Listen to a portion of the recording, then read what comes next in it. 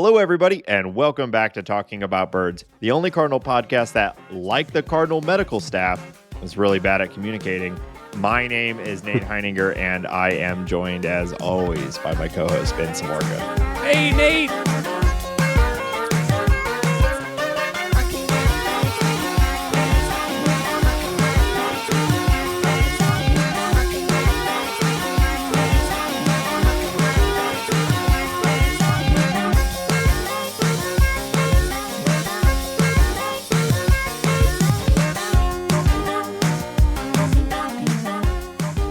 Happy birthday to you.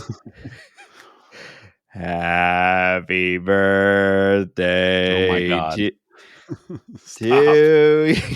you. Stop it. Happy birthday, Hambone. Happy birthday to you. That's right, everybody. Wow. Here we are recording Wednesday, January 17th. It's big birthday, Ben. How you doing, Benny boy? Oh, just fine, Nate. You know, another day, another dollar. Am I right, brother? Wow. Cha-ching. Okay. All right. I gotta know. So Yeah. you hate all things fun, exciting, Yes. gatherings. Yep. You don't like holidays or just Yeah. people coming together to celebrate. But this one, the one thing I do know, a thing I know about you is that you also, though, you love yourself, and isn't that important? You know, but how do you square this circle? How are you feeling about? Are you a big birthday boy? Do you like your birthday? Is it something you look forward to? Yes. Yes. Simple answer is yes. I like my birthday. I like other people's birthdays. Wow. I like celebrating other people's birthdays with them. I like when somebody does hey, we're going out for food or drinks or see a movie or get pizza for somebody's birthday. I'm always here for that. I think it's super fun. The defining note, first off, you're an adult now. You know, if once you're past 25, maybe even 26, 27, I don't know. But definitely, we'll just say 25 for the sake of this podcast. Sure. If you want to be this guy or girl or person who wants to celebrate their birthday and you're of that age or older, you got to do it yourself. Yeah. Put the thing together, invite people out, have some fun with it. But yeah, I'm very pro that. We make a big deal out of my wife's birthday, gifts, the whole, I love doing the whole thing. It's a ton of fun. If we are lucky enough to go on vacation for my birthday or her birthday, we like to organize that. I often, my birthday's in January. Often we'll do a ski trip. Wow. I love it. It's, you get one day, you know, Christmas, everybody gets that. I was going to say the thing though, Ben, this is confusing. You don't like birthday, or you love birthdays, but you don't like things like Christmas. But is not Christmas the greatest birthday of all? Okay. Well, I guess I don't. You're right, Nate. You're so uncomfortable. You're right. I have nothing to say about that, and no strongly held opinions in around either that direction. Topic. Got it. Yeah. Well, yeah. I mean, that's fun. Happy birthday, you stupid bastard! This year, I just spun off the entire conversation. You like to do something special for your birthday. I get it. So it's great that you're spending it today with me on the internet. Yeah. Actually, this one's pretty lame. My lovely wife is not in Denver right now. I'm home alone, and I'm talking to your dumbass. And I'm getting on a flight later today. Yeah, to come to me. Yeah. I think I'm going to get myself a sweet treat at the airport. Maybe a little, a little cream treat or a little cake or something. I don't know. I feel like I should get myself something. A nice cream treat at the airport. Are you an airport diner? Do you eat at the airport? No. There is one thing I do at the airport. If you are flying out of the C terminal out of DIA in Denver, there is a restaurant called Root Down, which is they have a great regular restaurant in the city of Denver that's kind of like farm to table, hipster nonsense, but very good food. There's one actual item I get. It is a turkey croissant sandwich. And I will skip a meal if I know I'm going to the airport to eat this turkey croissant sandwich because I enjoy it so much. But if I'm in pretty much any other airport, I don't care. Yeah. It's not for me. Yeah. I'm kind of the same, although of course my favorite restaurant in the world is inside of an airport, which is Chili's to go. Well, yeah, obviously. But no, I actually like I can't remember the last time I've eaten anything at an airport outside of like a Starbucks like, thing or like a bagel or something. I'm very concerned about not feeling well on an airplane. Yes. It's like a thing that I will deal with hunger like for an entire flight just to Yes. avoid the potential of eating some trash at the airport. Yeah. Yeah. Fully agree with that. And I'll eat a flight snack, or if I'm Yeah. lucky enough to get a meal, I'll eat a flight meal. That's fine. I will say it's called like Casa Pollo. It's some like crappy ass Mexican restaurant Yeah. in the Denver airport, and we had to eat there one Chicken day house. because we had flight delays and so on and so Yeah. forth. And I half swallowed like a 2.5-inch sharp chicken bone. Oh, And it just confirmed what? it was like I almost got sick. Yeah. It was Half really, swallowed did Mary have to like pull your mouth open like a cartoon character and reach her dude. hand down in there and pull it out? Yeah, like in the cartoons when somebody swallows a fork and you can see the outline of the fork, and they're like, Yeah. that is Yeah. how I felt. And if I ever thought like that like that, and also the things you were saying is why I get one specific item. And I do not deviate whatsoever. Yeah. Although tonight I might get a McFlurry tonight, Nate. Maybe Wow, a McFlurry. there's a McDonald's. I might get a little McFlurry treat. The thing you got to look out for with Lambert is that everything does close at some point. I was It going to is get it not. in Denver, Oh, okay. so I can walk around and have a McFlurry while I'm waiting for my flight. Really pronouncing the A there. I think I do that to annoy my lovely wife, but that's Well, a joke. it's now made it to this, so that's great. Yeah, nothing like a big milk treat right before getting on a plane. At least it's a short flight. Yeah. Yeah, and I got that aisle seat, so I can rush to the bathroom if I need to. Yeah. I flew on Air France in October. Oh, that's sick, bro.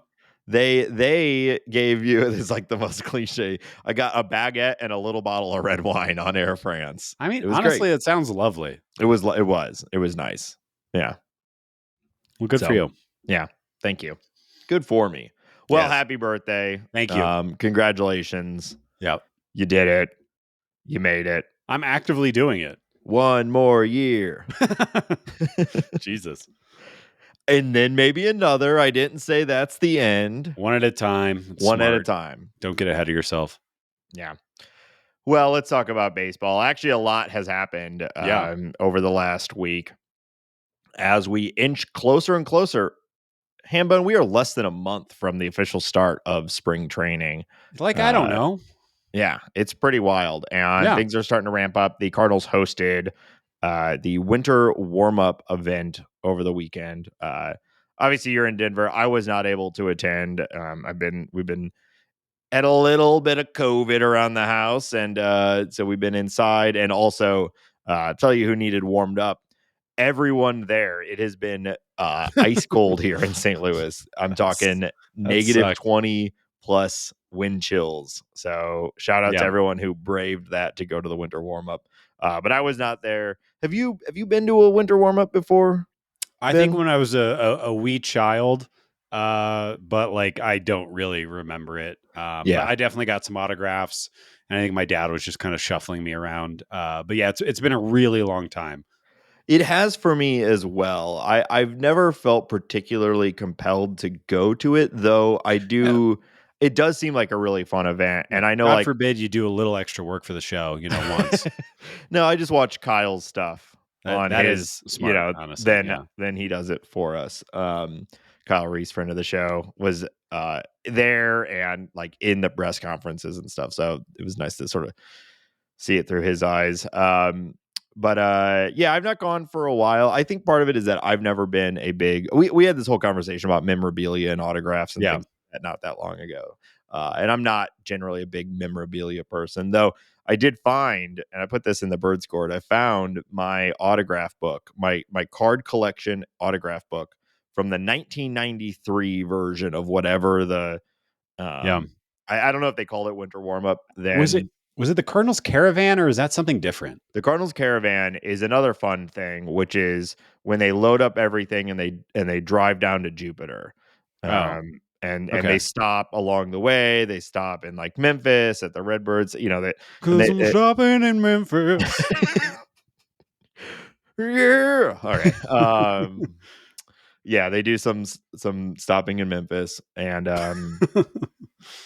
I assume they all sing that song on the bus together. And usually they get some like fun prospects and just like and people like I guess drive along with it. So I don't know how long they've been doing that. I think they've been doing that for a while as well. But yeah, I found my book. It's got like 4 John Mabry autographs in it because of course it does.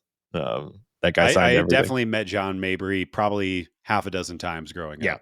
Yeah, and like at least 3 times in a J.C. Penney's. Yeah, for sure.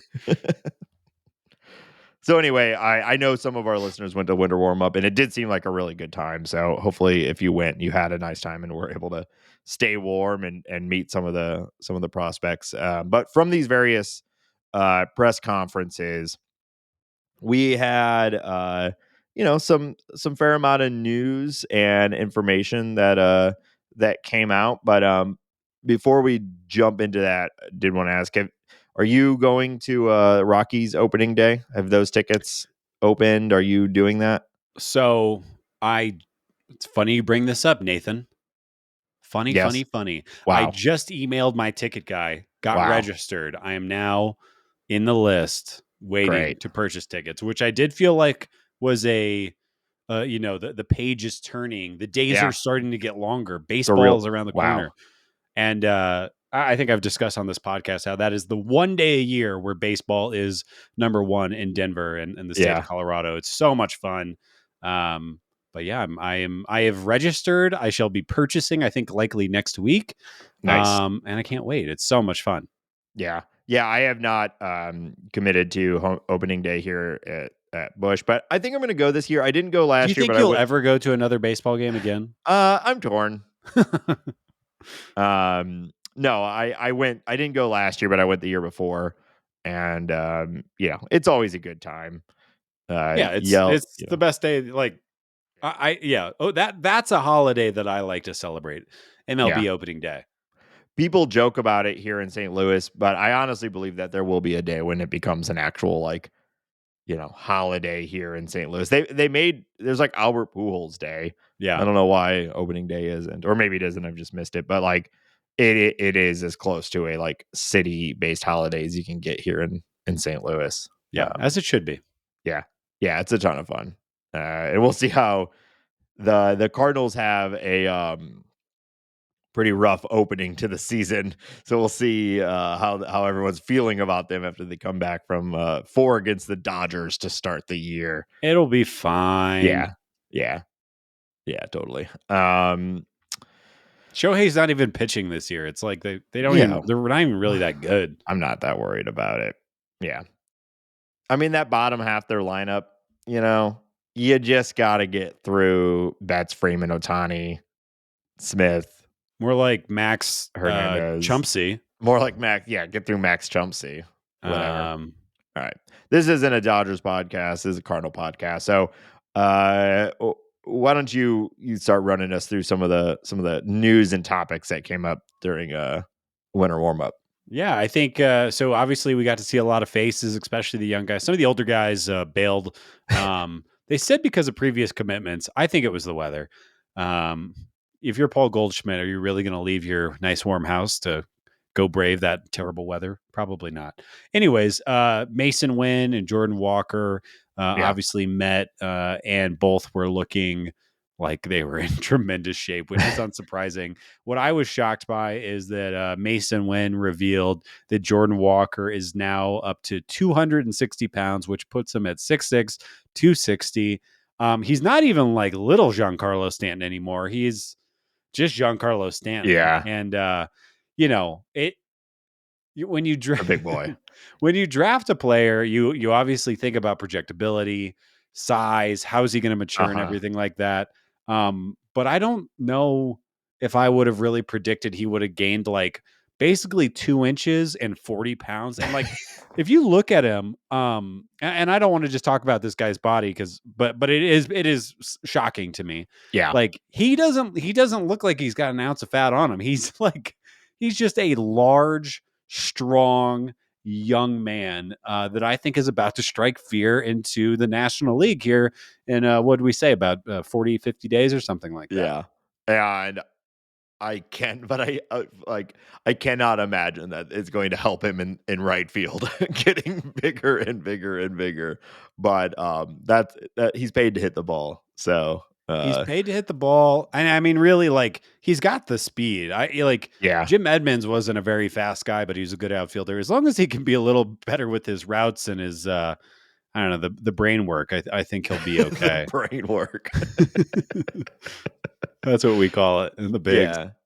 Yeah. No, we've talked about it a fair amount, but I think I'm not projecting him ever to be like a true plus defender in right field, but I think he can reach some degree of league average maybe as quickly as this year, which would be nice. I mean, Yordan Alvarez is actually a little smaller than Jordan Walker now, because I cannot believe how big he is. And he also has 2 fake knees, Yeah, and plays a fine fine, outfield. right? So if Yordan Alvarez can make it happen, I think that Jordan Walker can be passable. I'm not concerned with it.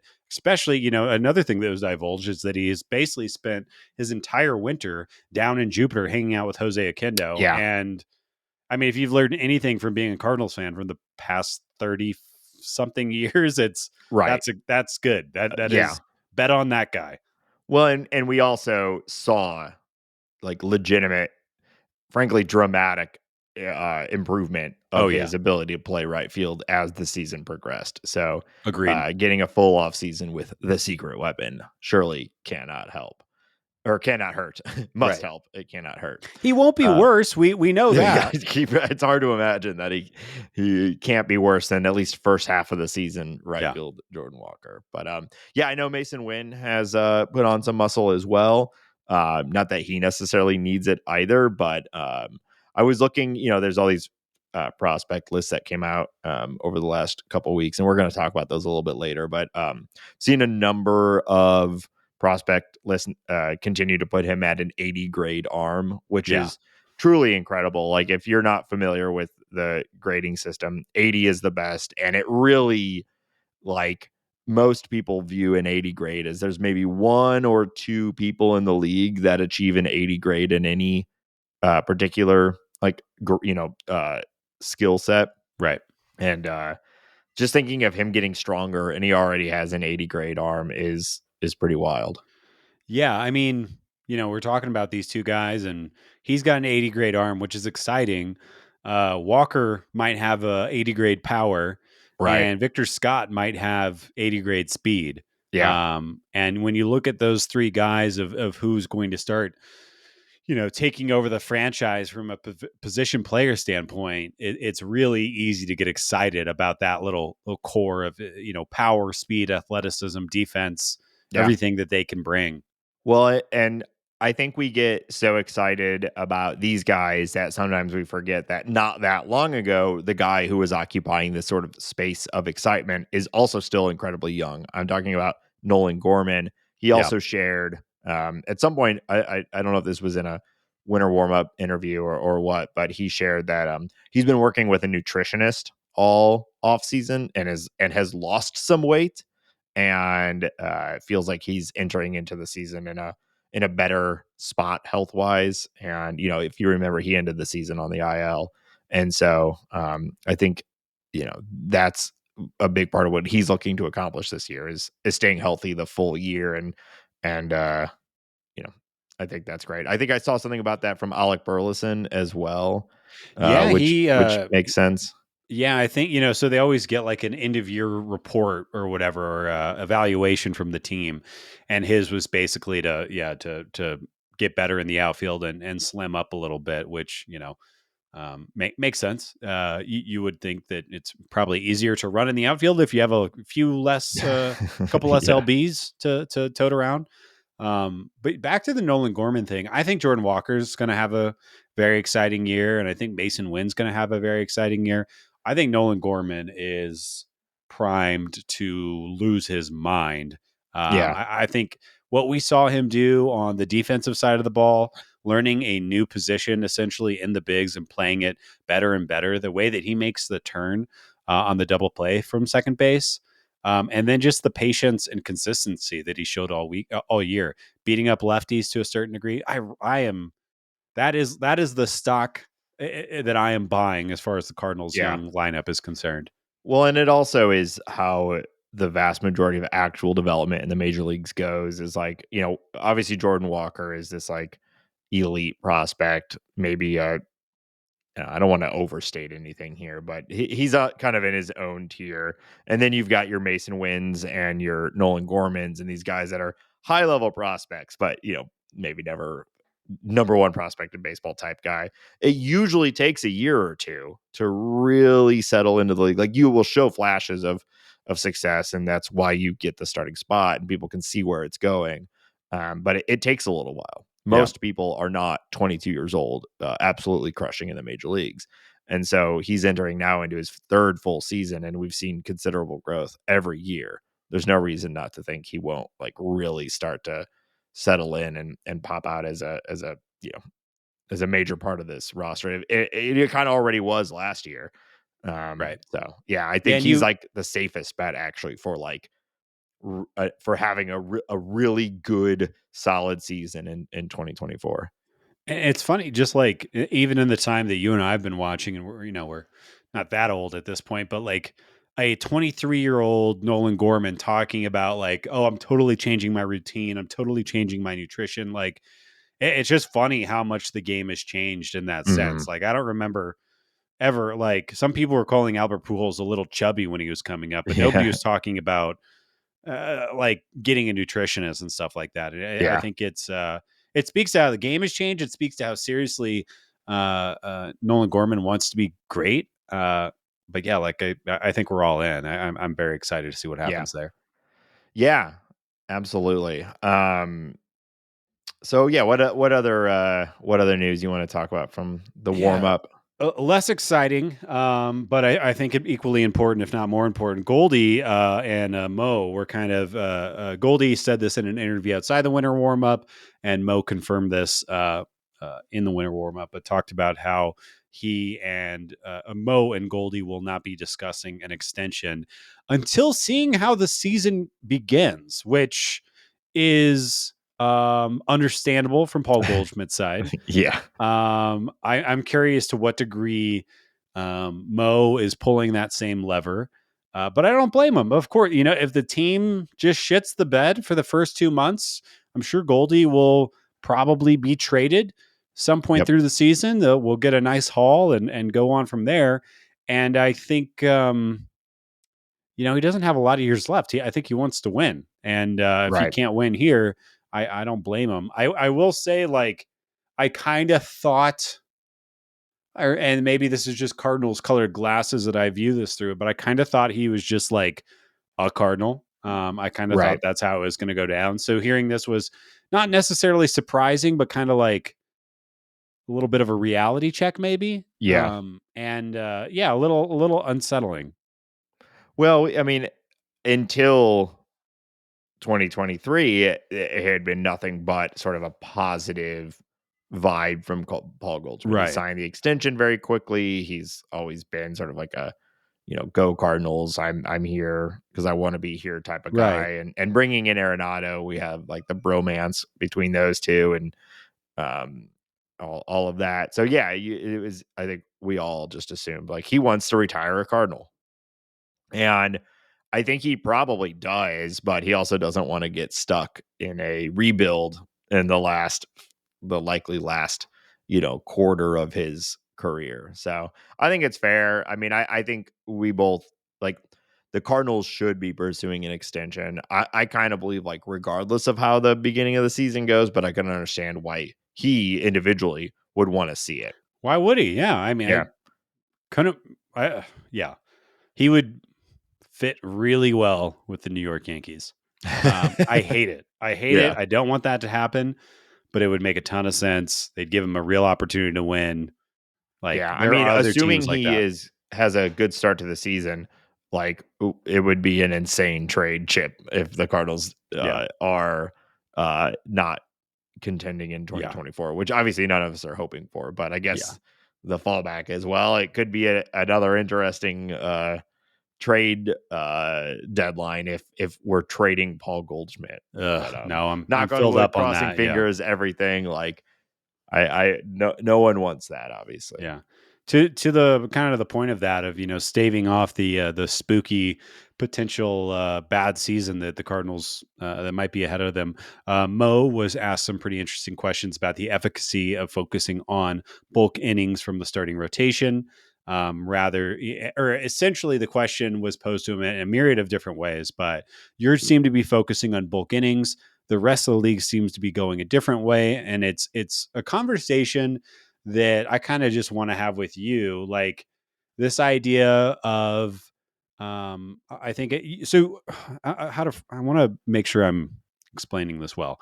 You've had this idea of let's just have 13 closers on a Hmm. team, and it's something Right. that you and I have talked about since probably like 2008 or nine or something like that. Yes. And I've always said you're an idiot. I don't like it. I don't like the way it looks. It wouldn't Sure. work. But in reality, you look at the way that the Giants run their pitching staff, you look at the way that the Rays run their pitching staff, not always by design, but sometimes out of necessity. But almost everybody, there's maybe a handful of starters and then relievers that are kind of flexing in between throwing 1 and 3, 4 innings and stuff like that. Right. And teams are focusing more on the quality of that individual inning at a given time rather than somebody putting up a 4.5 ERA over 6, which is a quality start. Um, and then you see the Cardinals make this move that is more focused on that quality start, 4.5 ERA over 5 or 6 innings type of thing. Are the Cardinals behind the times? Are they looking at this wrong? Or was last year so bad they were essentially backed into a corner that they just needed to find innings and they hope quality comes? Yeah. I mean, I think it also there's there's the specific team dynamics of the Cardinals are assuming, and I think we both would say rightfully so, that they're going to have a good offense. Right. And that is sort of the base layer that you're building everything on top of. Cardinals had a good offense, albeit inconsistent, but at the end of the day, a good offense in 2023. Right. That entire team is coming back and, like, hopefully, taking a step forward. The vast majority of the team taking a step forward. So it's fair to bank on a good offense. So, like, if you believe you can bank on a good offense, then that 4.5 ERA for every 6 innings, like, it's way more palatable because that's only 3 runs. You're thinking we're going to score more than that, and we build the bullpen to win. Like, you can obviously, we've seen a lot of focus on the bullpen, right? They are just amassing what, at least from our perspective, look like high upside, Right. um, arms. So, like, for the exact dynamic of the Cardinals, assumed good offense, assumed good bullpen, then this approach of just sort of purchase quantity, hope for quality, which we're really only talking about Lynn and Gibson, right? Because Sonny Gray should be Well, both. He should I be, think Miles Michaelis falls into the same yeah, bucket. Yeah. totally. I guess I was thinking about pitchers they went and got, but you're right. Sure. They are also choosing to still have Michaelis in the rotation, which they could choose not to if they wanted. So, yeah, they're prioritizing just get out there, don't get absolutely destroyed, and we'll take it from here. Like, their team dynamic does make sense to me that, like, that could work. I think a lot of this for the Cardinals too is just driven by self um self-decided financial constraints, because Yeah. they can't, by their own, again, self-created constraints, actually go out and buy quality in the way that like most of the league is going for. So they have to spin the whole thing as like we're going for quantity because that's what's most important to us. Whereas I bet Mozeliak actually would much rather go out and sign Sonny Gray, sign Blake Snell, and sign, Clayton Kershaw or whatever. But Right. he can't. So he has to do everything and spin it as this quantity over quality thing. So I don't know that the Cardinals are behind the league. I think that they just feel cornered and they're so far behind as far as starting pitching goes that this is really their only path, considering again their like budget, their quote unquote budget constraints. Yeah.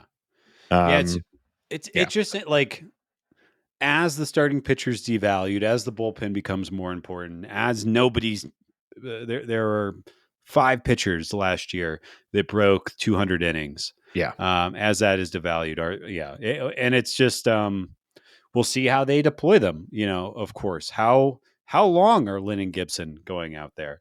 Yeah. How long is Sonny Gray pitching? Are they paying attention to the third time around the order? But I think we'll learn a lot with this kind of revamped, new look rotation. But yeah, Well, anyways, I thought that was interesting. I mean, I truly believe that the pitch clock is despite besides the actual on the field changes that we've already seen, games are shorter, etc. I truly believe it is a turning point in the like progression of starting pitchers. Yeah. We're going to need a lot more data to back that up. But I was reading a thing about pitcher injuries were up last year, and it's like, well, boy, I wonder why, And so I think we're going to see teams like, obviously it's not what the Cardinals are doing this year, but I do think we're going to see more and more prioritization of shorter outings with higher quality. And like everybody's getting so good at everything. And these super teams too strong of a word, but we're seeing a little bit of that in the league too, where like you can lose a game in one inning a lot faster now. I don't know if that's actually true or not, but it kind of feels that way. And so like having It's these interesting. dudes Yeah. who like, yeah, we'll go 6 innings, we'll give up a run here or there. Like that's less effective if there's no longer you give up 1 run in the second, a run in the fourth. It's more like I gave up 7 in the second, like we saw with the Cardinals last year. Like how many games were just done in like the second or third inning because we're already down 6-0 because Adam Wainwright got absolutely torched in the second Poor inning. guy. Yeah. I would actually argue that we're kind of in a dearth of super teams right now. I think like Atlanta is really, really good. And I think that might be the only team that I would assign super team to. You would not call the Dodgers a super team? I mean, they don't really have a full starting rotation. Not this year. Well, sure, but now next year, like maybe I'll reevaluate a little bit, but like their offense is really good, and they might score 1,000 runs, which is I think the first time that's ever happened since 1991 and those insane Indians teams. But I don't know, like they're going to be good. Don't get me wrong; they'll probably win 100 games. But like I don't know, they're starting Walker Buehler, who's coming back from injury, Bobby Miller, who's a baby, Emmett Sheehan, who's a baby, and their bullpen is fine. Everyone you just listed would maybe be the best starter on the St. Louis Cardinals. Sure. That's a whole other conversation, though. I know, but still, like Bobby Miller is really, really good. Walker Buehler is really, really good. Sheehan, we'll see. But Bobby Miller really will good. probably be good, but he's only pitched 120 innings in the big leagues. I'm not ready to assign him, like anoint him. Yeah. Well, I don't know. I guess we'll see. But it just feels like everything is more like high risk, high reward in this idea of like, this guy's going to constantly give us 6-7 innings, a handful of runs here and there. It does seem less likely. I mean, well, like Lynn and Gibson were 2 of the best at that last year. And, look at what their final results were. Right. So, one other thing I wanted to bring up from the winter meetings, and this is a little gossip, a little tea was spilled. But there's some background reporting, and some kind of not or I guess people were, this was being chatted about, and I found it fascinating. But there was reporting that revealed that Wilson Contreras and Jack Flaherty, that is kind of where the big issue came. There was a little bit of smoke to this fire, and then it seemed to really come out during the winter meetings. There was photos of a Cardinals clubhouse door that seemed to Yeah. be whacked by a bat from Wilson Contreras that did not survive the altercation. And Jack is gone. Wilson is here to stay, obviously, and just kind of interesting. Jack, uh, he, I think, did a good job at convincing me that he was kind of this bridge, like a community guy, bringing the team together and everything. Yeah. And then you hear about this, and I don't really have much to flavor it other than it's just kind of a fascinating little piece. And it's, it's hard for me to not take Wilson's side, especially when he had a great year and Jack had a terrible year. Yeah. And there's also there was some statement from Miles Michaelis basically saying like, yeah, we kind of threw Wilson under the bus Yeah. for our failings, and which wasn't great. All of the door smashing and all that. Like I've also seen people say this is unverified, so I don't want to go Right. too far. Like that could just be anything. We don't really know that that's true or not. It's plausible. It certainly seems plausible, and obviously, like this was one of the major issues with last year above him, like outside of just the fact that they were a bad baseball team, was Right. this like internal dynamic. And I don't know, we saw Jack was gone in the middle of the summer, and Wilson Contreras had one of the best several months of his life, Yeah. in that period where Jack was no longer there. Is that a coincidence, or is it just he got settled in and whatnot? I don't know. To me, some of this really just continues to point out that the biggest failing here was from guys like Ali Marmol and John Mozeliak, because Dude. these are amped up, insane, like, lizard brain athletes who like have been bred their entire life to like aggressively pursue winning, right? And so when that's not happening, their world is spiraling and people get mad at each other and people point fingers, and it's like just part of sports. I know this. I'm a sporto. I've been Yeah. in the dugout. You know uh I'd love to have you call a baseball player a lizard brain. I no, think they'll that, beat me up, but you yeah, know they what I will. mean. Like that's probably too. Extremely focused, extremely competitive. Yes. Yeah. Yes. Like, that, like, we know that these things happen. It happens in any industry when you care a lot about something and it's Every time I see collapsing. you, I hit you. That's why I've when you get to my house tonight, I'm wearing a full suit of spikes. So if you try to punch me, you're punching spikes, baby. Dumbass. Okay. Um so point being, like, this is all stupid and it sucks, but like I don't really think like these two baseball players, when your team is losing a lot, getting mad at each other is like that big of a story. I do think it's No. shitty that like the clubhouse and Marmol and co let Wilson Contreras be the like punching bag of this entire thing, when like it's obvious that it wasn't on him. Like there is some that it's the whole team, so he's not like Right. completely absolved of it, but like so much shit fell on Wilson Contreras because Jack Flaherty and Miles Michaelis couldn't find the strike zone, and we shouldn't have heard any of this. You No, know what I mean? that's the real story. And that's the real story because the Cardinals have said 18 times during the offseason that they brought in, that they underestimated the loss of Molina, Wainwright, and Pujols to the clubhouse, Yeah. and what that would all do. And obviously Wainwright was there, but he wasn't really there. And Yeah. I've heard players talk about how difficult it is to be a leader in the clubhouse when you're not performing, on the field. And Right. that all makes sense.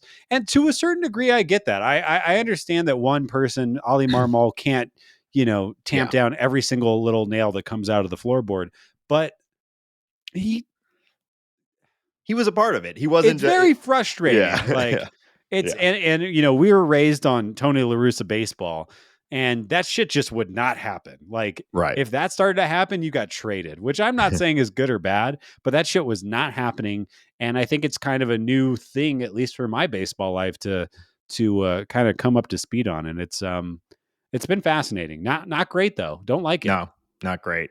Um, well, and I mean, we saw like like Mozeliak and Ali Marmol basically directly said, if the Cardinals don't win this year, Ali Marmol is not being Yeah. brought back. Like they couldn't have been more clear without Yeah. directly saying it. He said, I'm not worried about my contract because it's always for the past 19 years I've been doing everything I can to help the Cardinals win, and this year will be nothing like that. And I was like, that is a polished pre Yeah, administered answer that you had yeah, ready to he go there. knows. I'm good for you, Ollie. I Yeah. mean, he said it like he said, I understand it's the game, and I know that I need to be better this year, and if not, like things will change. And Mozeliak said the same thing. So like, Yeah. it's obviously a purposeful decision not to re-up his contract before this year, and I think Yeah. it's the right move. Like you and Yes. I both don't believe that he should have been fired this offseason. I am okay with them going into 2024 with Ali Marmol as the manager. I think like there's enough upside there. But if it's like last year, like yeah, you've got to switch it up. To and my criticism, like we've talked about bullpen management and everything like that. I think he was fine on all accounts there, and Yeah, it was the team was weak, and that wasn't his fault. My issue was his composure and the way that I felt he was dealing with the press, yeah. and you could only imagine the clubhouse.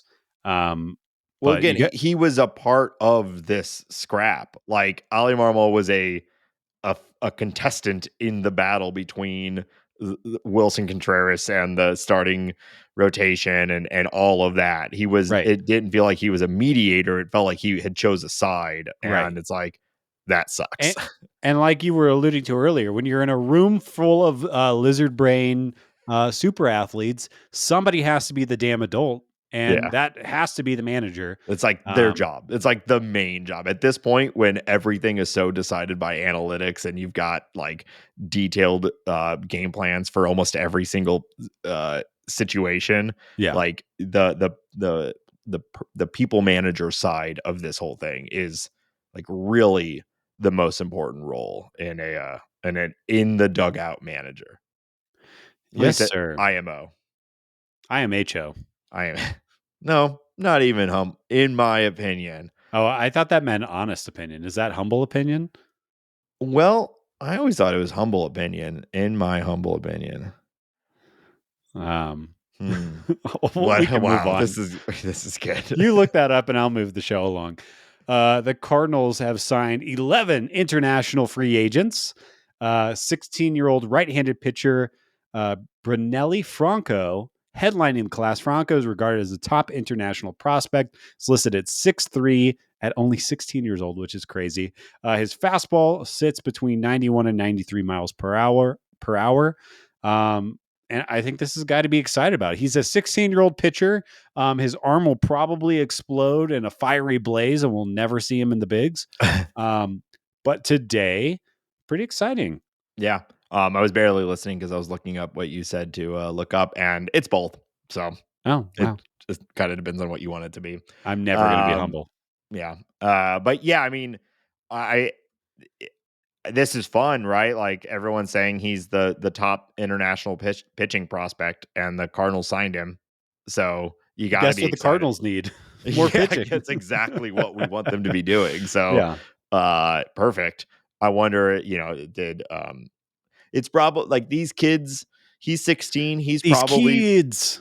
these kids, he's probably been like scouted by the Cardinals since he was 8 or something. Right. So I don't want to over like state a brand new person's impact, but I do wonder, is Heim Bloom in on this? Like is he been like where did he have any as like the pitching guru, did he have Um, any sort of impact on this? It's funny, and I'm going to go off the outline for a second, Nate, if that's okay with Wow. you. But Ugh. another thing that was brought up during the winter meetings from John Mozeliak was that he did admit that Heim Bloom had been consulting the team on player acquisition and evaluation prior, multiple months prior to the contract being signed, which I think really I think we kind of were suspecting that, but it's nice to actually have the proper answer. And it makes a lot of the acquisitions and the way the Cardinals have looked at the bullpen does seem very Rays like, very smart. I think we've pretty much praised every acquisition. So, kind of seeing that be said out loud is, I guess it just makes me feel less crazy. It's kind of exciting. Another thing too that Mozeliak said, we could just talk about all these interviews the whole episode, but did you catch Mozeliak said, my contract is up in 2 years and I don't expect to continue in this role after that? So, I mean, we said it last week. It couldn't make more sense for Chaim Bloom to kind of ease into the chair, ease into the organization, ease into getting to know the DeWitt family, how they like to do things, and then ultimately make a decision when Mo leaves. And I think when you have a candidate pool from Mr. and Mrs. Outside Hire, Chaim Bloom, Randy Flores, and Mike Gersh, I think you feel pretty good about where the Cardinals' brain trust is going to be. And I mean, sitting where we are today, obviously so much can happen in 2 years. But an outside resource like Chaim Bloom, somebody who wasn't raised a Cardinal, would be that would be what I would be pushing for. Yeah. I mean, it feels like there is what percentage chance is it that in 2 years we have Yachty in the dugout as the manager and Chaim Bloom in the front office as the Pobo CBO. He was SIBO with the Red Sox. So yeah, maybe Pobo here or Chief Pobo. I don't know. Kobo. Kopobo. Kapobo. Yeah, but it does kind of obviously, like I said, a lot can happen in 2 years. Yeah. But it seems like it's 50% Chaim Bloom and then 50% the field. It just, it really is set up in a way for Mo to kind of, download him and have Chaim kind of step into the place. And it's such a Cardinals thing to do to not groom isn't the right word because that has different connotations, but mold. Even though he's from outside. Yeah. It's also just seems like generally probably a smart business practice. Let him get you just in don't hear about it. Even David Stearns, he had ties to the Mets, but they just gave him the job. There wasn't really him and Han about it, Nate. Who boy. Well, back on prospects. I'm excited about this kid. I mean, he's 6'3". Brunelli Franco, fun name. He's 16 years old and he's 6'3", and he can already throw low mid 90s, which is incredible. I mean, it's terrifying. What's also great being 6'3" at 16 years old. I can't imagine being 6'3". Period. And that's you're like 6'2", right? So it's not even that big of a difference. It's more though. I've never been there. It is more. I can't imagine it. There is something you're talking about the kid being scouted when he is 8. It is funny. And I hope everything works out for him. And I wish him all the best. So bizarre for your life to essentially be on rails from the age of 12. He was just, this is what he does. He's always done it. He knows nothing else. And he happens to be really, really good at it from a young age. It's kind of wild. Well, there's a lot to be said about how the industry works outside of the high school and college system in the United States and how horrible it is, and how good it can be for some people also. But that's a topic for an entirely other, an investigative podcast. Yeah, I think it'd be fun. This show, we talk about watching movies, and we're going to watch a more fun movie, I think, this week with the Bird Squad. But there's this movie on Amazon.com or streaming on Prime or whatever called Watch the Last Out. And it documents 3 Cuban baseball players who are hooked up with this LA-based agent, aspiring agent. And it's about their escape. It's about their baseball life, establishing citizen in a country outside of Cuba. I haven't watched it yet, but apparently it really gets into the nitty-gritty of what that is all like and the predatorial nature and it's predatorial, but it's also, it helps both parties, right? If you land a major league contract, you can get out of, if you perceive your situation in Cuba as oppressive, you can get out of there and have some autonomy and make some money. And of course, there's going to be somebody kind of riding your coattails and making money off of you. But it's I haven't seen it yet, but it's on Yeah. my list, and Sounds maybe interesting. we'll watch it with the show. Yeah, but we're gonna be watching probably something stupid, but also Yeah. great. I haven't watched Battlefield Baseball since we watched it, and I really want to watch it again. I'm in deep wanting baseball mode right now, and even Well, something yeah, as ridiculous as Battlefield Baseball a hot sounds. reco from your friends at Tab. It's the full movie is on YouTube. That is a Battlefield hot Baseball. reco. It is a Japanese manga that has been turned into a live action movie. And It's incredible. check it out. It's Yeah. great.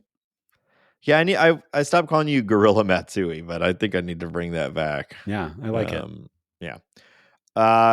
The while we're on prospects, we're getting all sorts of prospect lists coming out. Baseball America, very, very well regarded baseball publication. They put out a list every year. It's very well regarded. And the Cardinals have 5 prospects in the top 100. Yeah. Which pretty good. I think the team with the Man. most is 6. So we're not that far off. Now there's no one like the Cardinals farm system is in an interesting place right now because of recent graduations. This list looks a lot different, and the Cardinals look a lot better with Jordan Walker still in that list. But he's graduated, and so the Cardinals have We're 5 okay with players, but that. no one like really high up on it. You want to run down the list real quick? Well, yeah, I think, the number one, I think, standout looking at this list is how good did the Cardinals do on the Jordan Montgomery trade? You have Yeah. Tekoa Roby coming in at number 75 overall and Thomas Sagasi. Sajasi. Sajasi. I'm never going to be able to get that Think the right. letters JC. Sajasi at Sajasi. 85. So that's really exciting that, I don't think Sajasi was in the top 100, but he really, I think, impressed. I Well, know he won the Texas League MVP with yeah. a monster second half of the season. Yeah, so very exciting developments there, and I wouldn't be surprised if we see JC sooner than later. Mm-hmm. At number 39 overall, Masyn Winn. I think we can all be excited about that. And then back to back, we have number 83 and 84 prospects overall, Victor Scott 2 and Tink Hence. Yeah. And I think like I could see all 5 of those players affecting the big league roster at some point this year. I would say the pitchers are the least likely, and I think it's all but guaranteed that Masyn Winn is going to graduate from this list very, very early in 2024 if he does not break the team with, or if he does not break spring with the team. I think it'll happen very shortly after that. Yeah, But I mean, unless he's hurt, right? It's all but been handed to him. He's the starting shortstop. I guess he'd have to be horrible in the in spring for him not to get it, but I'm pretty sure and you he's never he's so young and he didn't hit that much. Like I wouldn't unless he goes off the spring. I wouldn't really beat up the front office for making him cook in AAA a little bit more. That wouldn't be insane to me. It's just the hit tool that he needs right. to work on. But yeah, I think that you're right. Like if I was to bet on this, he would break the team. Yeah. Well, yeah, like you said, it's pretty cool. 2 of the guys the Cardinals got from a 2-month rental for Jordan Montgomery, are on this list. Tink Hence is a little higher or lower rather on the list than I think I might have expected, but also, he's an undersized guy. It's hard for these sorts of pitchers to really end up in the top part of the prospect list. And also he is so young. It takes a long time to really think about how long we've had Masyn Winn and how long people have been excited about him. And he's still, in the 30s. So Yeah.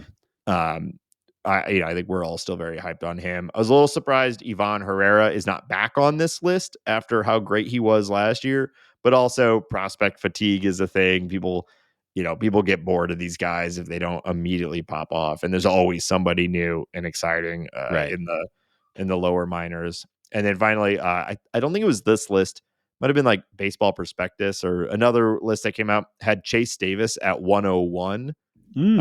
Baseball America doesn't do past 100, so we have no idea where he'd be on theirs. But it was interesting to see Chase Davis so high after really having a pretty bad 2023.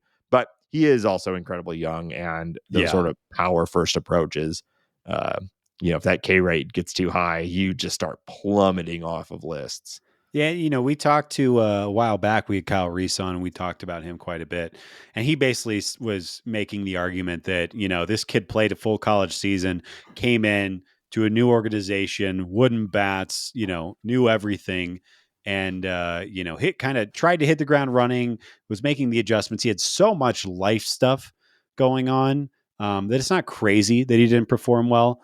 And it was only 34 games. So I don't think anybody should be discouraged by that performance. And I think that, I'm really excited about Chase Davis. Obviously, I don't really know much about him other than what we talked about on draft day and watching some video. And, but he's got a little cargo in him, which is a really fun player to compare somebody to. And I don't know. I'm excited to see what happens. We have no other choice but to see what happens, but I'm excited about that. I'm closing my eyes. Okay.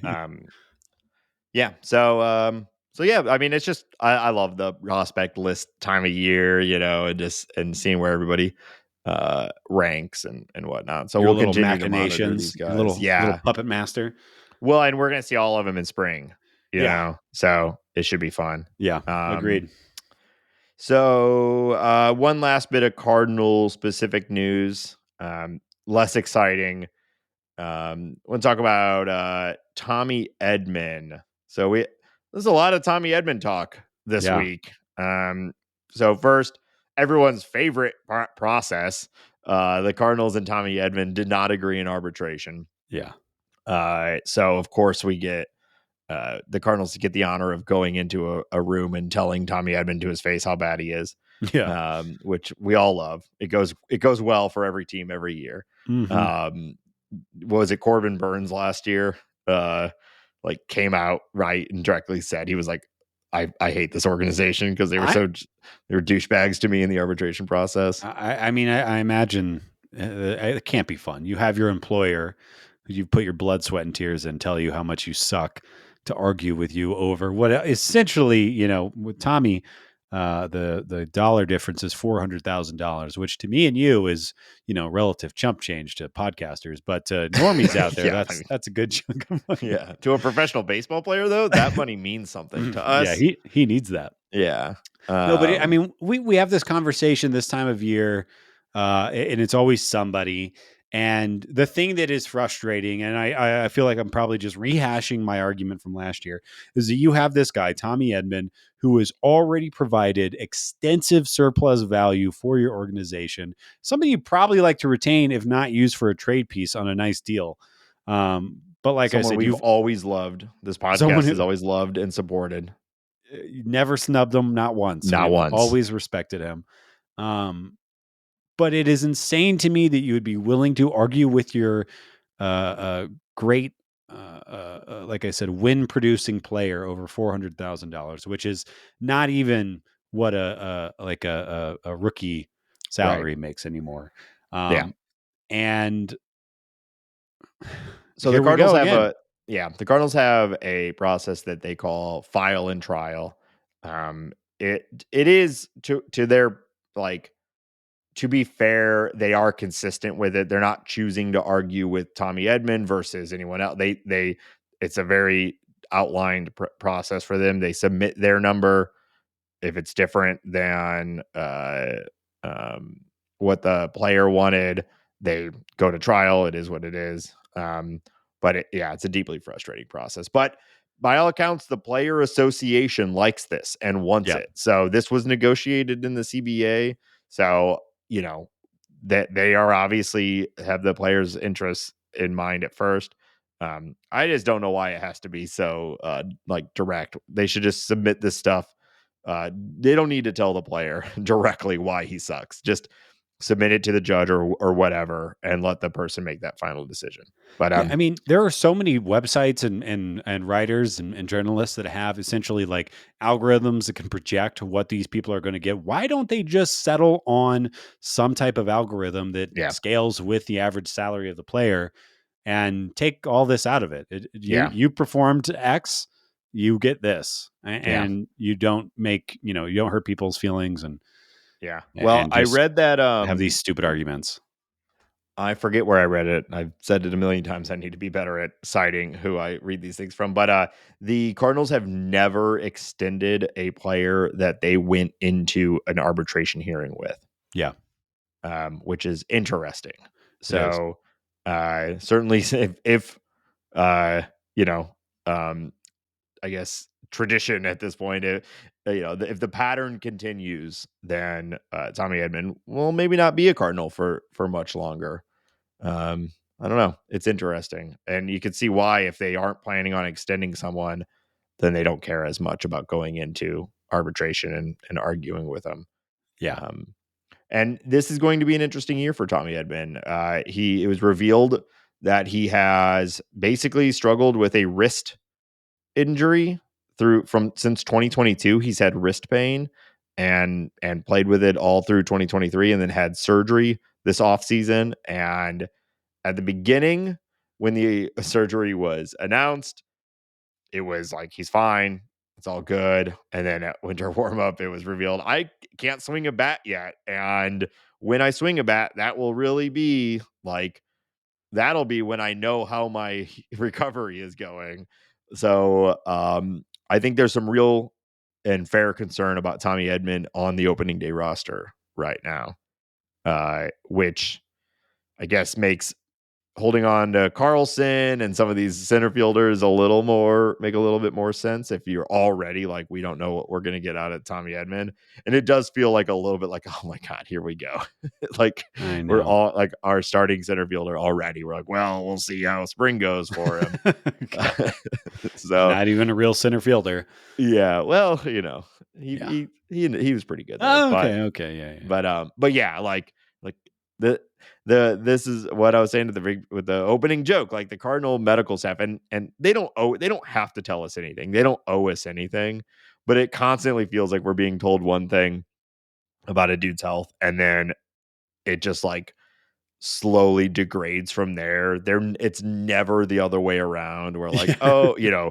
oh, he came back Yeah. quicker. It's always like, well, this is way worse than we thought it was gonna be. Um, so I'm not feeling great about that. Yeah. Um, you know, Tommy Edman, of course, our favorite player. We want to see him have a good spring and start the opening day roster, but doesn't seem like that might be the case. But we just don't know. He doesn't even know. Calm So down, Nate. It's okay. ah, Nate's eyes just popped out of his head, and it's yeah. all right.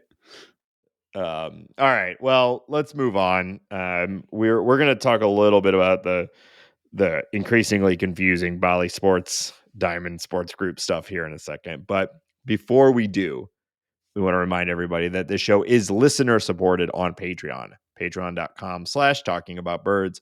If you've enjoyed the show and want to support it directly, consider joining. We very cheap. We have a bunch of different tiers, whatever works best for you. We appreciate anything and everything from our supporters. Supporters at any level get access to our private Discord. It's the Bird Scored, baby. We talk about it all the time. Great group in there. We're starting to organize little fun events. We're doing our first movie night this Friday night. So if you want to be a part of that, it's not too late. And assuming we'll do more stuff like that and more stuff as the season gets started. You also get if you sign at any of our higher levels, which are also still very affordable. Yeah, there's other benefits, free t-shirt included. Ben is just making really dumb faces at me the entire time I'm talking like this. Although I can't tell, maybe it's just his regular face. So yeah, patreon.com/talking about birds. You could also support us by leaving a review on your favorite podcast platform. It helps. I know it's not the most exciting thing to do, but we really appreciate it when you do, and it really does help. So thank you to everyone who has. And if you're pulling your phone out right now to do it, a little extra appreciation. Ben's blowing little kisses at you. Um, Ben, where can people find us online elsewhere? Yes, you can find us on Twitter at Talk About Birds. We're on Instagram at Talking About Birds. We have a TikTok. You can come look at our faces on TikTok. This show is available on Spotify. You can call us. You can listen to us there if you prefer. You can email us at talkaboutbirds@gmail.com. Again, you can email us at talkaboutbirds.com. And of course, you can call us or text us at 848 birds. That is 848-482-4737. Call us Yes. now. And we're live. Let's go to the lines right now. Excuse me, why does the guy with the orange hat suck? Hey, click. All right. Wow. Yep. That sounded cool. I didn't like his face. I could just tell. Yeah. It's good. That's good. You can cut that part out, please. Nope. All right. So let's talk a little bit because a lot of this has been breaking over the last day or two. Yeah. So I think we are also a little confused about this whole thing. But we're getting more and more news. I totally got it, Nate. It's totally clear. Okay. Well, I will certainly look forward to you breaking it down for us. The current dynamics between this is everybody's favorite stuff in baseball. This is why you get into sports, right? Is to dig deep into the contract situation between your favorite sports team and the mega conglomerates that produce the TV content for you. So there's been a lot of concern over the last couple of years about the Bally and its collapse and what that's going to do to access. And, I believe outside of a growing number of owners who don't actually want to produce a winning baseball team, the biggest problem in baseball is access, especially access in a way that garners younger, newer fans. And so this is directly related to that. I don't know, Ben, you want to kind of try to break down the recent news? I mean, this is the only real value add of this podcast is that I'll read through these articles and try to understand it so that you don't have to, and then I'll distill it in a way that hopefully makes sense. So I'm just going to really do big picture. On your shot. Yeah, I'm going to, well, sort of. I'll do really big picture. Essentially what happened was about a week and a half ago, 2 weeks ago, Amazon lowballed Diamond Sports Group, which is the company that owns Bally Sports and produces a number of baseball, NHL, and basketball teams daily or cable-based productions, right? Diamond said, no, thank you. They decided to work out an agreement with Sinclair, which is their parent company, to essentially keep them floating with like a $500 million loan from their parent company. It's corporate bullshit, but they're just kind of moving around money to keep it afloat. And Amazon came back with a much better deal. So they are giving Diamond, which again is the subsidiary that is actually producing the baseball games and the NHL and NBA games, $100 million for the streaming rights only of the Tigers, Royals, Marlins, Brewers, and Rays. So what that means is that the Cardinals are unaffected for the year of 2024. Everything will be the same. If you're watching it on MLB.tv, you can watch it there. If you're used to watching them on Bally, you can watch it there. So that's fine and dandy. That's all that needs to be stated. It does make the 2025 season questionable. The team's future with the sports network is unclear going past this year. Per Katie Wu, the Cardinals, the DeWitts really have started exploring the possibility of taking their own rights back and launching their own network. The Cardinals also considered partnering with the St. Louis Blues, which is, I think, something that we've suggested multiple times. It makes all the sense. Cardinals Nation is large. The Cardinals alone probably have enough viewership. Pairing that with the Blues, it would be hard for me to imagine that couldn't be its own RSN, at the very least a web-based app with some type of TV functionality on that as well. So that is the route that I hope that they go, because that would eliminate blackouts entirely, which makes all the sense. And I've also think that there's a added benefit that if the Cardinals are responsible for selling their own product on TV, you think that would motivate them to ensure that that product is good. because you have more people signing up. At least that is how one would believe it would work. But these owners have proved me wrong on that kind of thing in the past. And then I'd like to quote Mr. DeWitt Jr. on this idea. He says, this will give us a full year to figure out how we're going to best monetize our TV rights family. I love it when they talk like this. It's just like, this is what it's really, really about. We've got a big audience. Cardinal Country is bigger than the city of St. Louis, and we think we can do pretty well in the future. But it's to be determined because we haven't really run that operation internally. So essentially saying, like, we don't really know how to be an RSN, but I think we could do it because we have the numbers. Yeah. So they're going to spend 2024 figuring that out. I would almost guarantee that is how this is going to play out. It makes sense based on the DeWitt's existing financial situation, the Cardinals' existing financial situation, and I think the DeWitt's motivation to kind of expand their empire. So yeah, again, broad strokes, 2024 unaffected, 2025 huge question mark. Yeah. Yeah, good breakdown. Thanks for going through that. I also saw that the Cardinals did receive their full TV payment for 2024. So Cardinal Nation, you can rest easy. I know I've been up at night. I've been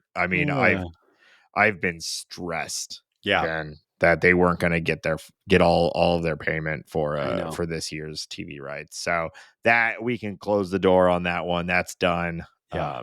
So And apparently they're on track to sell 3 million tickets already. So spend that money. yeah, there were man, we've been so ranty lately about the finances We of this can move game. on. We can Yeah. move on. But yeah, I mean, it's interesting. I do hope that it results in the Cardinals just going on their own. I think it makes the most sense, and I think it's where most of the industry is heading. So, all right, let's talk about some news from around the league as the hot stove continues. Big deal happened here, Nate. Everyone's excited. Everyone in St. Louis is talking about this, and Texas. Yeah. Andrew Kisner signs a 1-year deal with the World Series champion Texas Rangers. Yeah. Frankly, a little surprised, but good for him. Yeah, he almost got $2 million. Yeah. Not bad. For a negative win player. I was just pulling it up to look at it again. Am I being mean? He's negative, right? He's a career negative 1.9. Yeah. WAR. $2 million on. I mean, man, hey, if your kid isn't that great at baseball, but good enough, make him be a catcher. You can stick around for a little bit. Yeah. Kinzer's fine. He's fine. We like Kisner. Yeah. Just a little surprised that he got a big league contract like that. Yeah. And other former Cardinals news, the Giants and Jordan Hicks agree to a 4-year, $44 million contract, and he is expected to be a starting pitcher for the Giants. Yeah. I mean, good for him, first of all. Like, damn, I don't think anyone was expecting $44 million to Jordan Hicks. No, that's Steven Matt's money. Yeah, I understand why he's not a Cardinal. Yep. And I hope that he gets a good crack at the rotation and we get a real view of what Jordan Hicks as a starter could be, because certainly they have to approach it in a better way than the Cardinals did, just whipping him around back and forth from the rotation to the bullpen. And, hopefully a full off season to prepare as a starter. Yeah. Will it work? I'm still a little torn on it, whether it'll actually work or not, but it's intriguing. I am curious about the legitimacy of the starting pitcher tag. And if that was more a Jordan wants to try it and we'll see what happens. Well, or it'll be like what we were just talking about earlier in the episode, where it's like he is starting games, but no one's expecting him to go more than 3-4 innings. Right. Yeah, that would not surprise me. The Yankees have signed Marcus Stroman, 2 years, $37 million. I view that as an insanely good deal for the Yankees. Shockingly good. I think I would be very, very surprised if there were not better deals out there for Marcus Stroman. Not that he had an amazing year last year, but that is very low for a guy that has a pretty good track record of success. Yeah. Though, he's had some injuries recently and he's getting older. And so it is a little risky. I think that's why he only got 2 years. But, yeah, I mean, he's been an effective major league starter for several years now. So, how weird was that Cubs deal? Yeah, what even was the Cubs deal? I don't even remember what it was. I think it was 2 years with an option. I think he was making like 25 or 27 a year or something like that. He essentially played for them 2 years where they were really, completely irrelevant in 22. Yeah. And then burgeoning on being relevant in 23. And then he ships off as soon as, we think they're about to turn around. We'll see what ends up happening. But such an odd deal. Yeah. It was also his, looking at it now, his 2 worst seasons of his career outside of 2019, his last full year with Toronto, when he only threw 100 innings. So, he threw 138.2 innings in 2022 for Chicago and 136.2 innings for Chicago in 2023. Yeah, he made about $1 million a start as a Cub, so good for him. Yeah. But interesting deal. We'll see how that turns out. But I know he wants to be there, so good for him. The Dodgers and Cubs announced a trade sending rookie infielder Michael Busch and reliever Yency Almonte from LA to Chicago for prospects Jackson Ferris, Zahir Hope. I think this is a pretty good move by the Cubbies, unfortunately. I like Michael Busch a lot. Yency Almonte might be good, but I think Michael Busch is a very good hitter, somewhere that could slot all over the diamond for the Cubbies. Might even just DH. He's that kind of guy. But the Cubs are getting better incrementally. Yeah. Yeah. I thought it was a good grab for them too. Busch is a guy who hasn't been able to pop just yet with the Dodgers, but the Dodgers handle prospects in a weird way too. So we'll see. He should have plenty of at bats with the Cubs, and we'll see what they got from him. The Braves and GM Alex Anthopoulos extended their contract to the year 2031, which, everyone else has got that big, long extension on the Braves. You might as well have. That's what I thought. They're like, we're going to keep you as long as we have Albies or something, So the gang sticks around. I don't think I can remember a front office person getting that long of an extension, period. Yeah, I can't either. Which is interesting because you would think that is actually the type of contract you would give this sort of position, since it usually does take that long to actually see results from these guys. Unless you're like in a hardcore win now mode team and every individual season is like a grade. But I mean, it makes sense. He's built a freaking. He's done a great job. Yeah, it feels like a dynasty already, even though they have, they need to win several more World Series to call it that, but it feels that way. So good for him. Stupid Braves.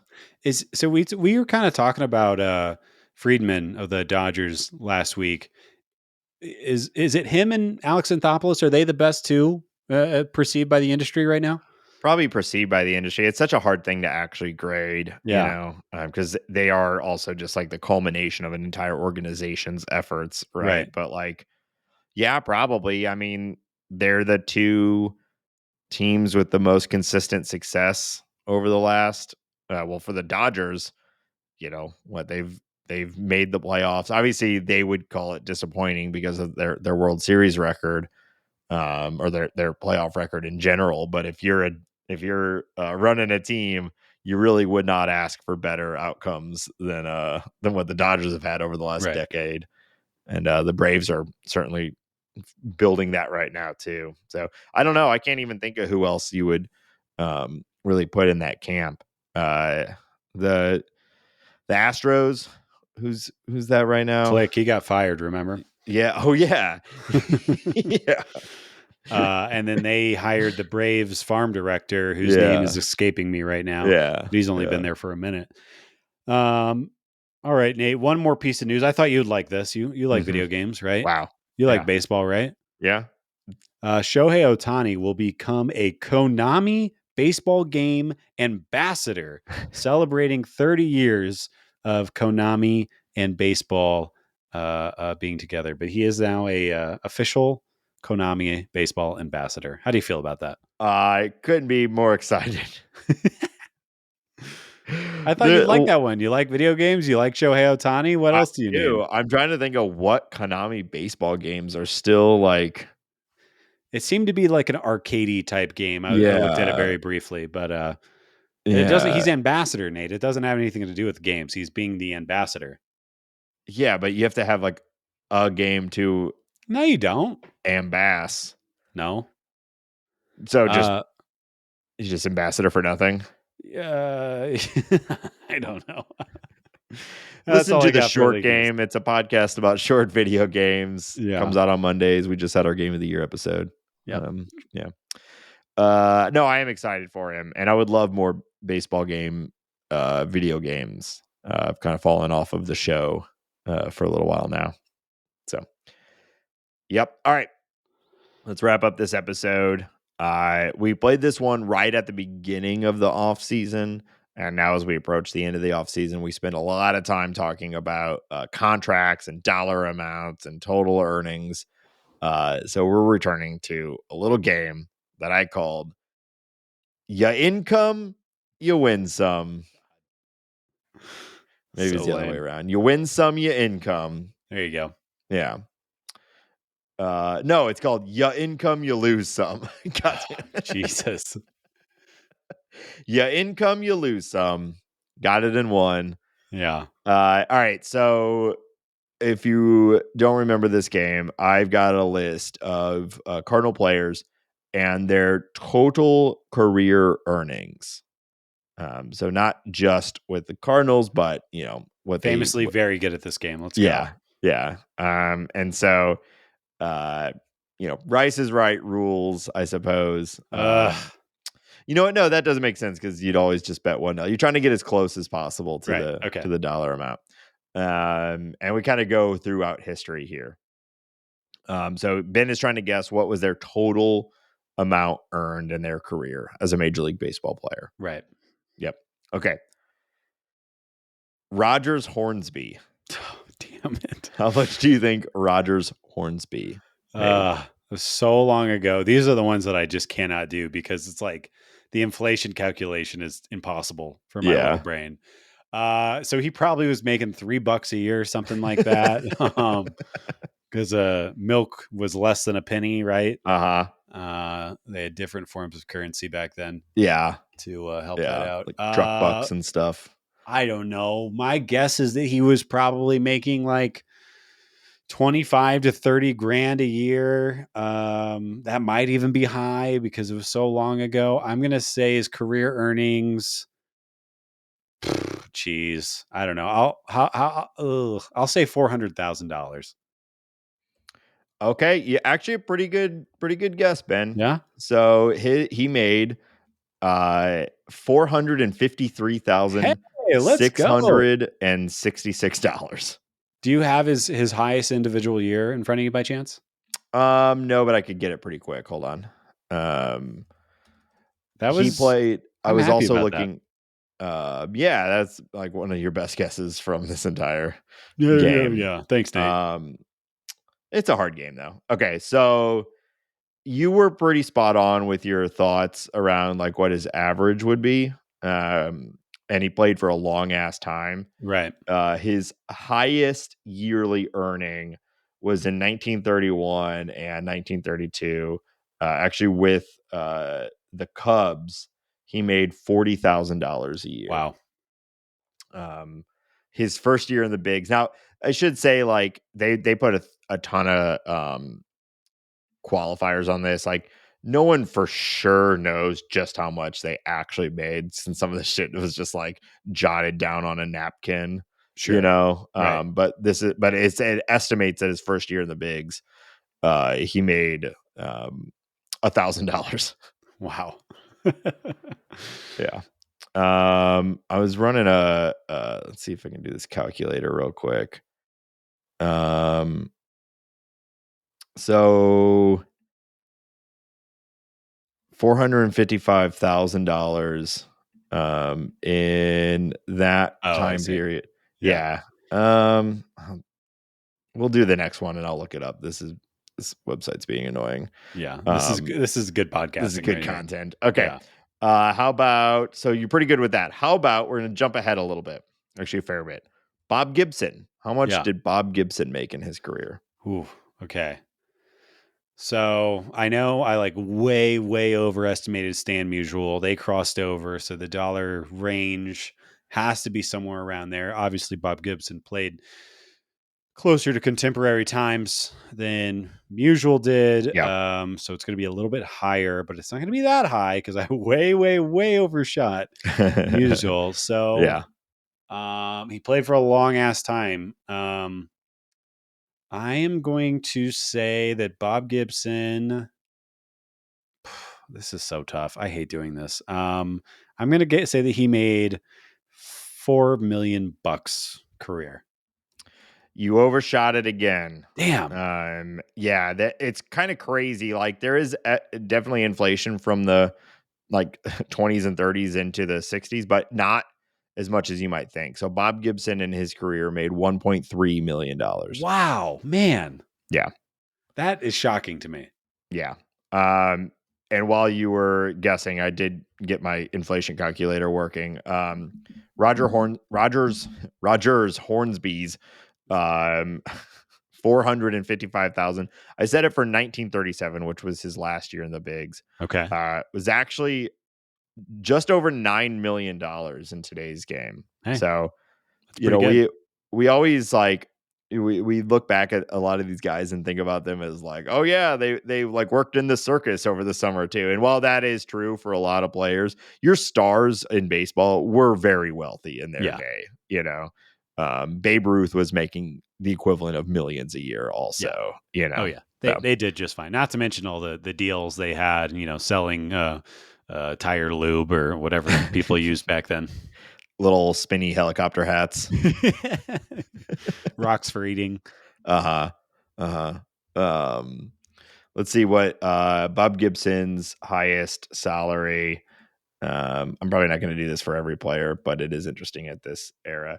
So the most he ever made was $175,000 in a year. Man. Yeah.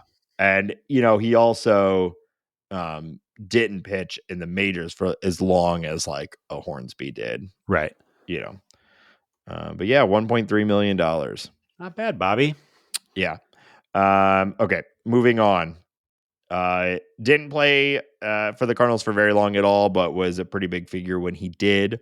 How much do you think Jack Clark made? Jack Clark. That is tough. Yeah, he didn't play for us very long. Some big hits, part of part of the mid 80s. I think it was 85, 86, and 87. Yeah. I'm going to go. That's another time period that I kind of struggle with because it started to get in the millions there, but not the high millions or anything like that. I'm going to say career earnings. Jack Clark was sitting at 28 million buckaroos.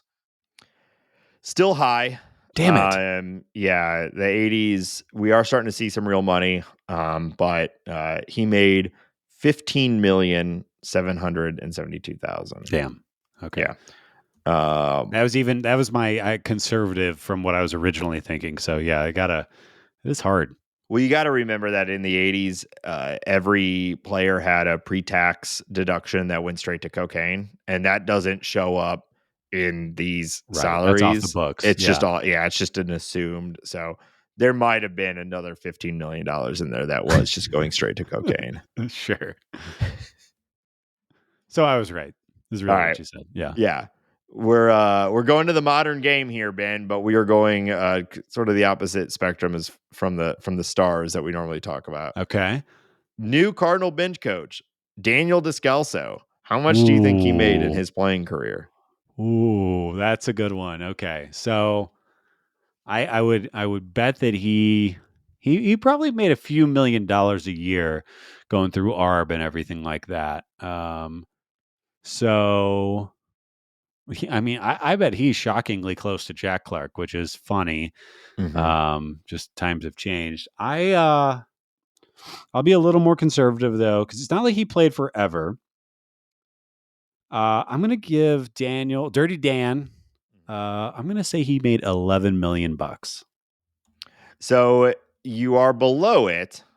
And your statement of him being really close to Jack Clark was very, very true. So he made $14.6 Oh million wow! I should have in just his said career. 15. Yeah. Yeah. And Jack Clark made 15.7. So, Damn.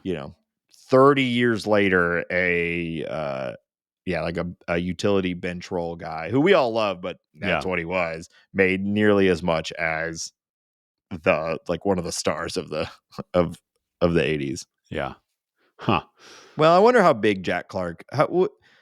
Would you call him a star of Oh baseball yeah. at that Yeah. I mean, time? Yeah, you talk to a Giants fan, he's yeah, a that's big fair. deal. Yeah. Yeah, I'm thinking like he's a big deal to a couple teams, but is he a big deal to like an average baseball player? Because Oh, obviously, if you're a Cardinal fan too, you know who Jack Clark is. Yeah, I would love if we have any listeners older than us to check me on this. But my understanding, he's big personality and good Yeah, player. I think he was pretty popular.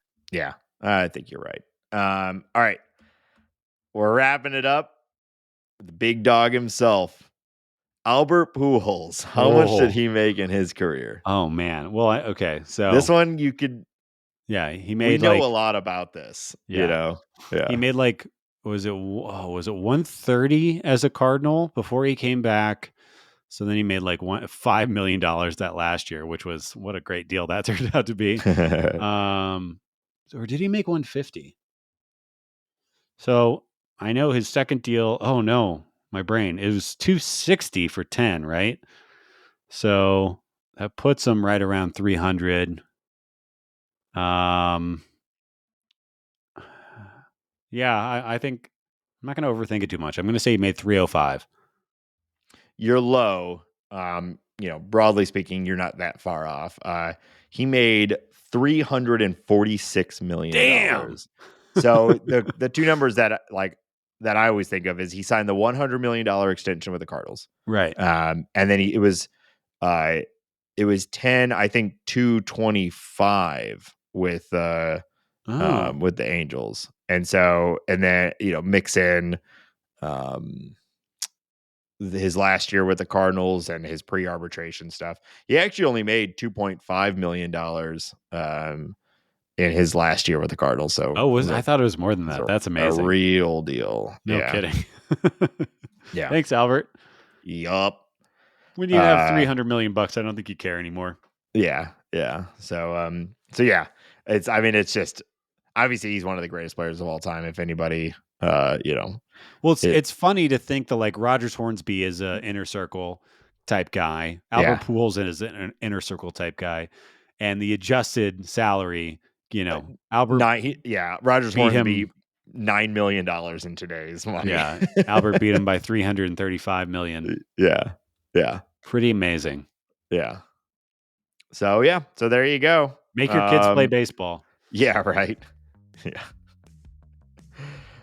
So that'll wrap this week's episode. Thank you all for listening. As always, we appreciate it. Tell your friends, tell your families.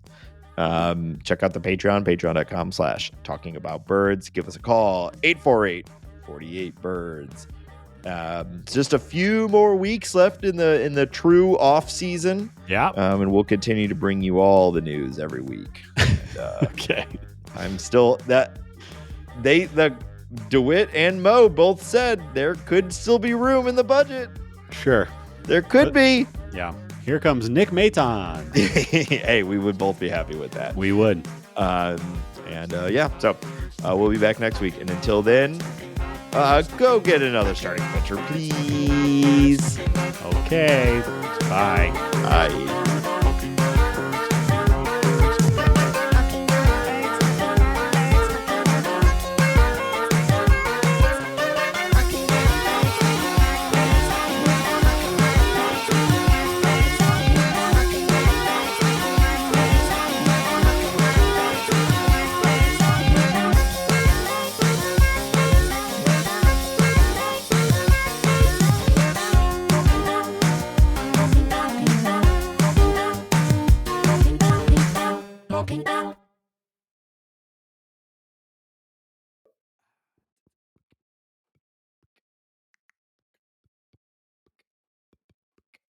My name's Rappin' Ben, and I'm here to say that I used to rap every single day, and then something happened. It was really bad. I turned out that I was my own dad.